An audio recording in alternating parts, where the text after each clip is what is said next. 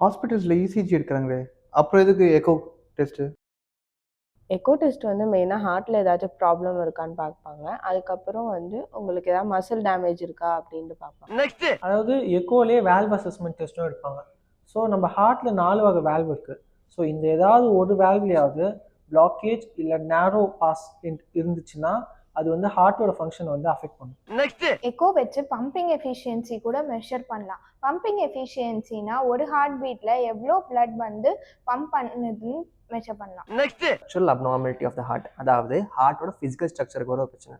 இது வந்து by birth வர்றது தான் நிறைய பேருக்கு. அது மட்டும் இல்லாமல் இது பை ஏஜ் இன்க்ரீஸ் ஆகிட்டே போகும். எக்கோவில் பிளட் ஃப்ளோ டெஸ்ட்டும் எடுக்கிறாங்க. அதாவது பிளட்டோட ஸ்பீட், ஃப்ளோவோட ஸ்பீட் அண்ட் அப்நார்மலிட்டிஸ் ஏதாச்சும் இருக்கான்னு பார்ப்பாங்க. அண்ட் ஹார்ட்டோட ஸ்ட்ரென்த்தும் பார்ப்பாங்க. ஏய், இங்கே என்ன எல்லாம் பேசிட்டு இருக்கீங்க?